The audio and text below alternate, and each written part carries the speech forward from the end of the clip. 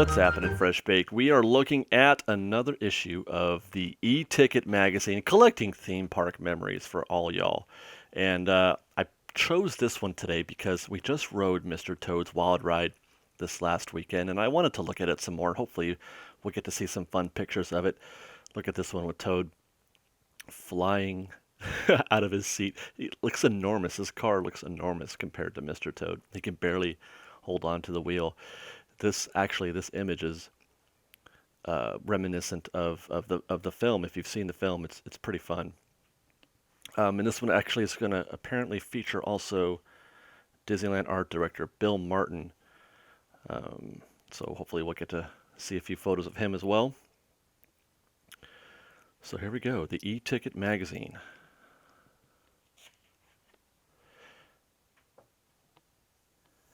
And the main gate. Oh, that's right. This is the editorial type section here, I suppose. Now this photo, I really enjoy this photo quite a bit because I know what's going to happen. I've seen the episode where this is. I forget what this was for. It was some sort of celebration of some kind. I can't remember obviously because it's got a cake. It might have been the 10-year anniversary, if I'm not mistaken. But this cake is actually filled. Each candle is a section, and there's a cast member inside. And this cake is going to expand. They're all going to get up and walk away and do this little choreographed cake dance bit. And it's quite hilarious, actually. And then it comes back together, and then, that kind of thing. It's pretty neat. And you can see back here, the characters are starting to come out of the castle. Remember that reminds me of the show they used to do out in front of the castle with the Mad Hatter and Alice and the Disneyland band with all the characters. I'm gonna have to do a flashback video on that now that I think about it. And then we've got another photo down here. One of my favorite things to see from the old days are photos of the monorail going by with the People Mover and the Nemo subs, all kind of creating this sort of, I don't know, kinetic energy that Tomorrowland has. It's a little more difficult today to catch that kind of thing. You basically can only see the monorail and the subs go by. No more People Mover, and you don't get the Autopia cars in the same shot anymore either. The Autopia, I mean, the monorail does go through the Autopia tracks, but it's so covered in trees now that it's difficult you know, to see them at the same time. Okay. Oh my gosh. What a beautiful photograph. Okay, we are high above Fantasyland here. Let's set the scene.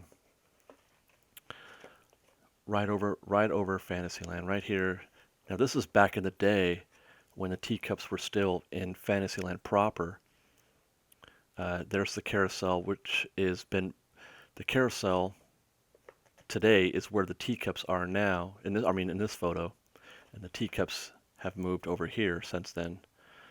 Um, and then you recall one of the things that I like to geek out about is the old chicken under the sea pirate ship dining location. I would give my right arm to be able to have that back there again instead of Dumbo. I mean, I love Dumbo. Um, and it looks like is that Dumbo over here now? Yeah, here's Dumbo. They must have moved Dumbo over here. It does. That is right, right? Boy, I've lost my way a little bit. Okay, so they've moved these over here. That gets pushed back because Dumbo. Yeah, Dumbo is right behind um, the carousel, which is positioned right in the middle of these two show buildings. So yeah, Dumbo did slide over this way, and now this is all food carts and stuff. Actually, it's interesting. Where would it be? I guess it's right around here. This is where the path to Frontierland is now. Oh, and here's the Skyway Chalet. Wow.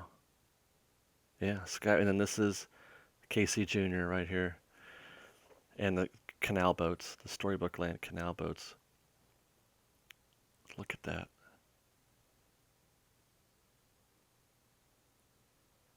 What a beautiful shot. I would very much like to see that shot today. Look at how big uh, Cinderella's castle is in this shot. Wow. Yeah, so this is the path to Frontierland. So Big Thunder's right about here behind this area, and Star Wars Land. Star Wars Land is literally right there. This okay, yeah. Star Wars Land is right behind the chalet. And I wonder what that track is right there. Do you guys see that? Is that the train? No, that couldn't be the train. Hmm. But yeah, Star Wars Land's gonna be right there. Wow. Okay. That was a very rich photograph.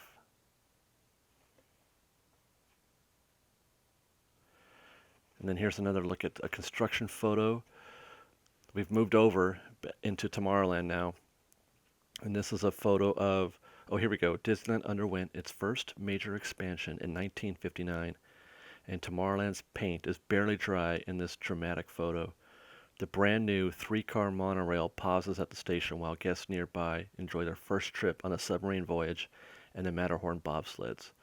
Once the submarine show building was completed, Bill Martin combined the tracks and roadways for the various ride systems in a common space above it. See page 13. We have to look into that.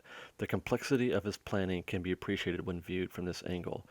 So I called this a construction photo, and the reason why I did that is because it doesn't look finished, and part of that is due to the fact that there's no trees.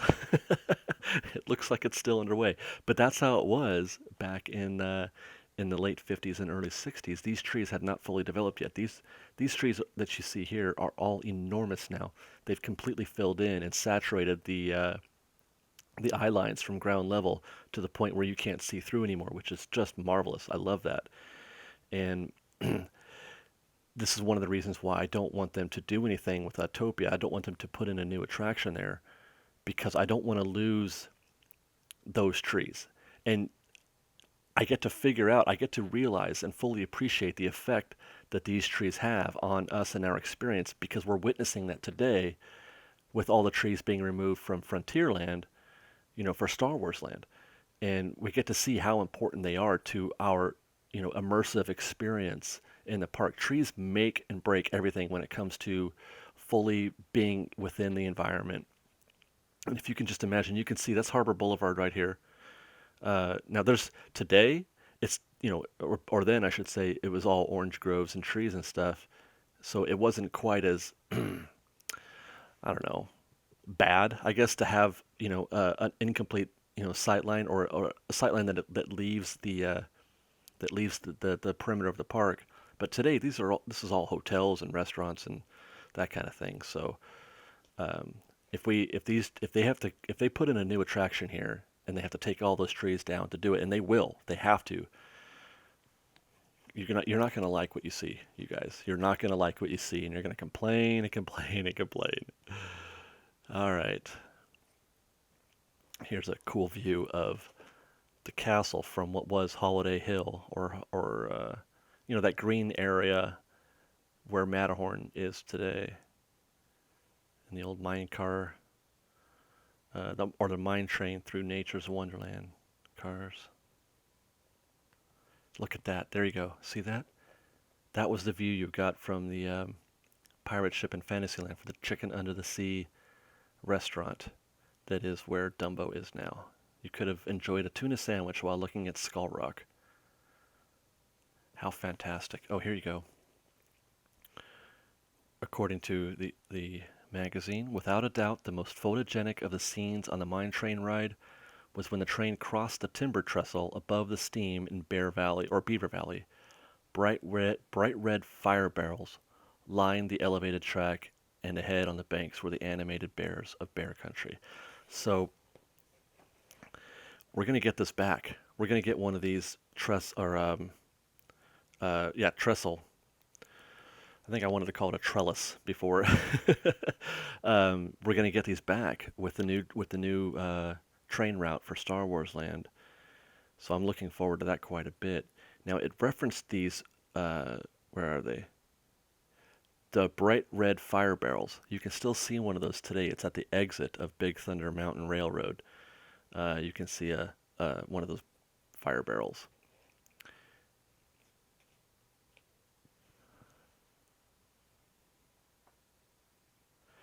And there's Bill Martin.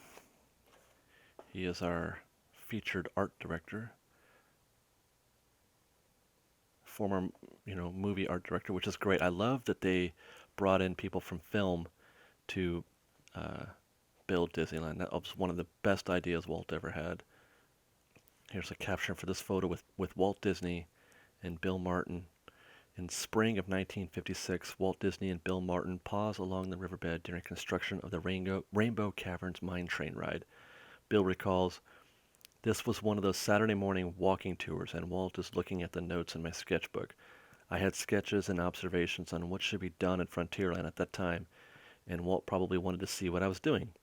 This was the first real landscaping we did back there. Before that, there were just stagecoaches and Conestoga wagons." Notice he says it's on a Saturday morning. Walt didn't take any days off, you guys. He worked constantly. In a suit and tie, no less. How about that?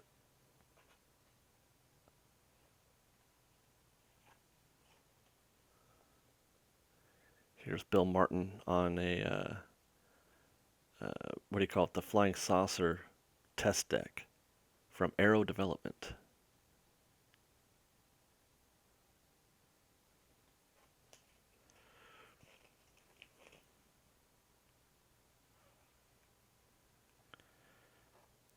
What is this? It's a sketch for Little London Bridge. I need to know more about this. Where is this? There's no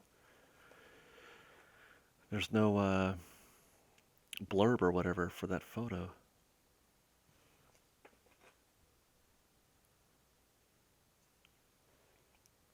Oh, here we go, at the top. Let's just see if we can't paraphrase this in some way. These drawings were for International Land, which would have gone in the area where the Matterhorn is. Um, let's see. London Bridge would have crossed the flow to an island surrounded by a lake on the other side. This was the way London Bridge would have appeared in the early days. Oh, wow. So they were going to build a London town where, oh my gosh, it was this or and they went with the Matterhorn instead. Wow. I wonder if that would have been more enjoyable. I mean, I do love the Matterhorn, but I love this kind of thing too. Huh.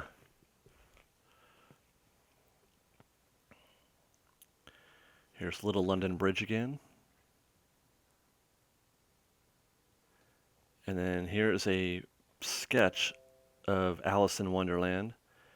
Bill Martin's first concept drawing of Alice in Wonderland. This is an original idea for Fantasyland. Later, I did another drawing of Alice as a two-story ride built above the Toad Ride, which is how we have it now, with the giant leaves out front. The little cottage was based on the one in the film that had Alice's feet sticking out of the windows. And that's the little cottage that he's referencing there. And right, so this, I believe, this is what we see today, and right over here is Toad's.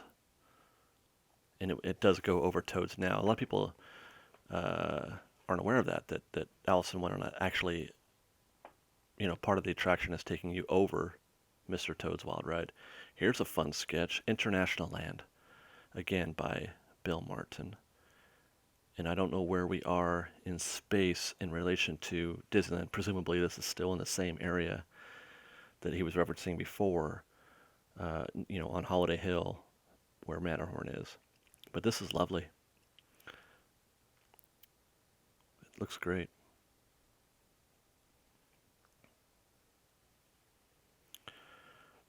I'm gonna try to remember that. Or I guess I could have remembered that or I wish I had known this, I should say, when I did the Matterhorn Secrets in History. Mr. Toad's Wild Ride. Now, this looks to be a mural. I'll bet that's the mural, where the cars exit today. It's different today, but that looks like it could be there.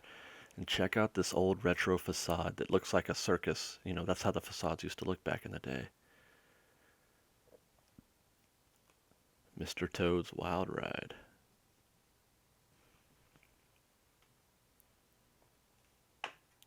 Oh, cool.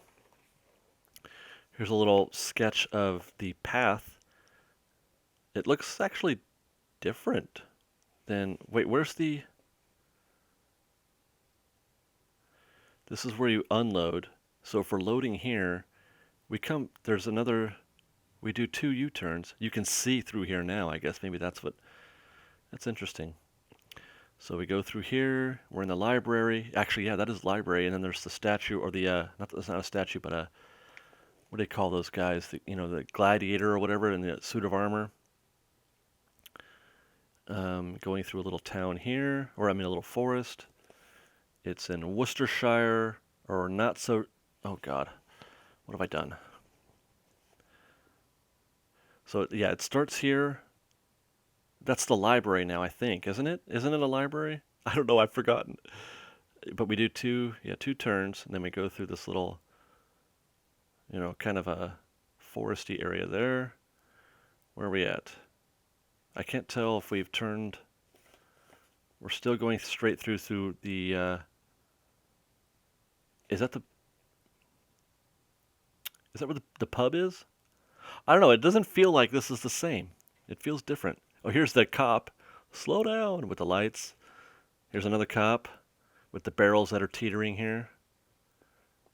Look at the faces. They're having fun. See? And then he's got his hands up over his face because the train is coming. That's awesome. And I like how they kind of barely sketch the train so that you know that it's not for real. You're going to go right through it. It's invisible. And then you go to hell. So apparently that was always the plan for you to be in Toad Hell.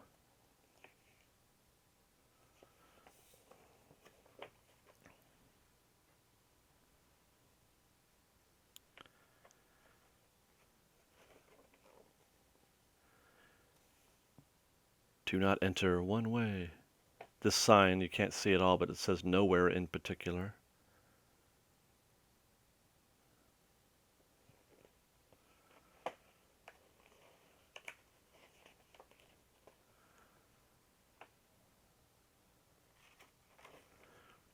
Oh, this is that foresty area we were looking at before. You've got the Out in Shire, nowhere in particular, nowhere in. The Worcestershire, and then the Not So Shire. Is this where the hobbits live, by the way? I'm wondering. And here the signs are telling you to go and stop at the same time.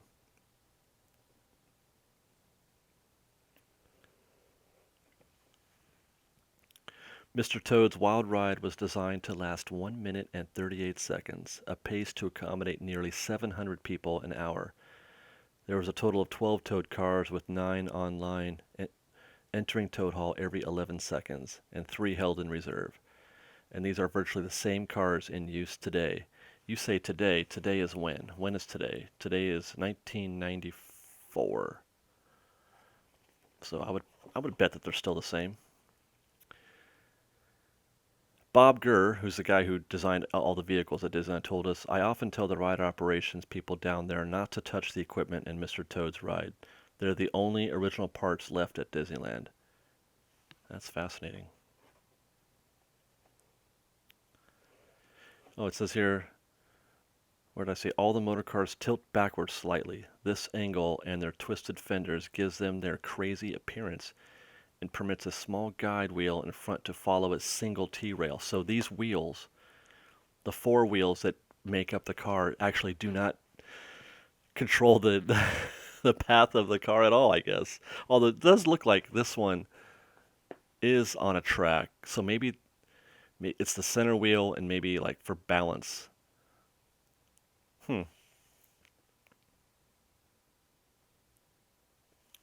Interesting. So much nuance in designing these things that the artists have to help, complete the experience for you. And here's a lights on look at the scene where you look like you're about to go off this bridge into the I guess that's the is that the River Thames in England? Turn back. Oh, here we go. The earliest version of the headlight gag, like when you're on, okay, you guys know what I'm talking about, was a mechanized pair of lights shining at you as you turn towards the waterfront. Imagineer Yale Gracie, in coat and tie, creator of many special effects used the design, confers with a park employee. So that's Yale Gracie right there. Not Master Gracie, mind you. But yeah, it's interesting to note that the Toad that we are experiencing today is it doesn't it feel like it's the same as it ever was? Like you would think of that as an original, untouched attraction, but it has also gone through its upgrades. Not only just you can tell that the mural has changed and some of the scenery has changed and the entrance, based on the original plans have changed, but also this effect because that light, the one that we experience today, is actually a little higher. It's coming at us, above us, but this is more at ground level.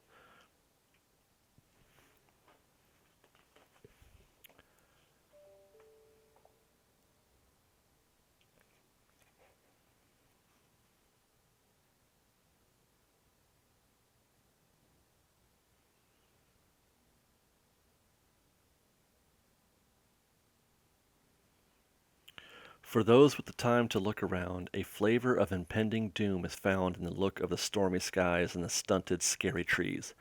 Our car shoots past the two-dimensional roadway leading away to safety, heading instead towards the arching stonework of RR Tunnel number 13, with its black gaping mouthway, our inevitable destination. Okay,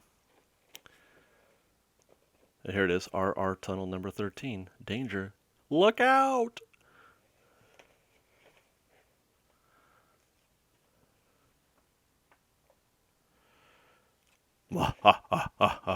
Welcome to hell. Let's see if they tell you why.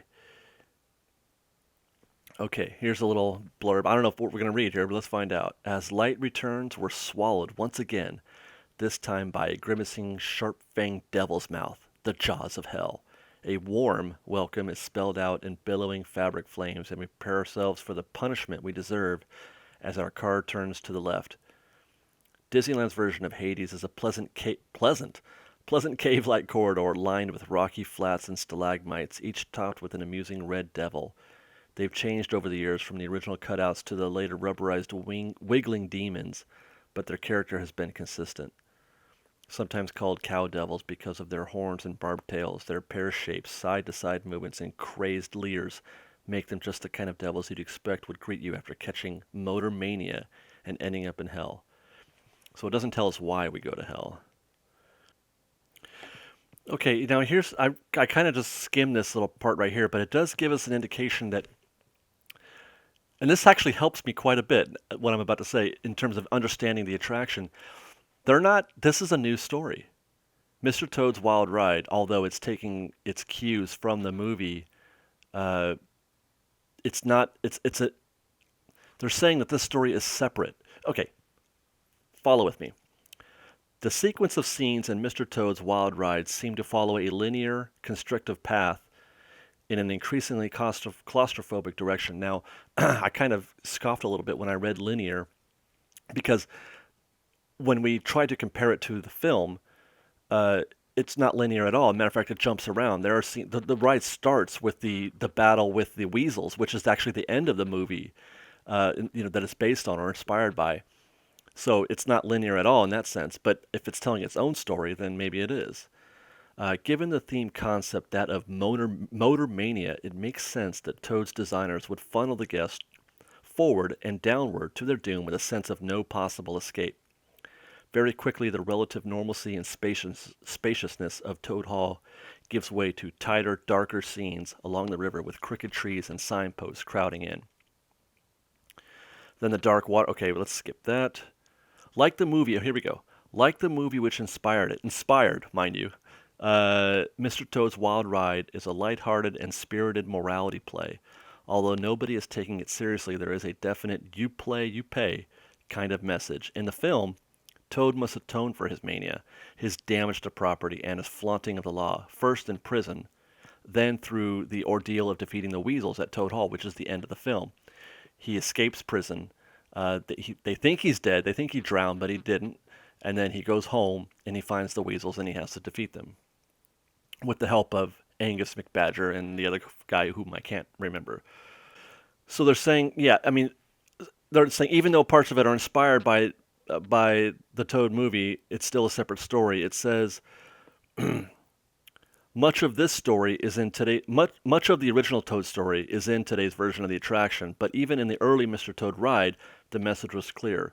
Like Toad, as motorcar drivers, we shouldn't have been so crazed, gone so fast, crashed through so many barriers, and had so much fun in our wild rides. We disobeyed the signs. The cops took every wrong turn and merrily made every wrong choice, and so met disaster and went down to hell. Then we popped back out into the bright sunlight of Fantasyland. With subliminal messages like these, it's no wonder the ride has remained so popular all these years. So there you go, Fresh Baked.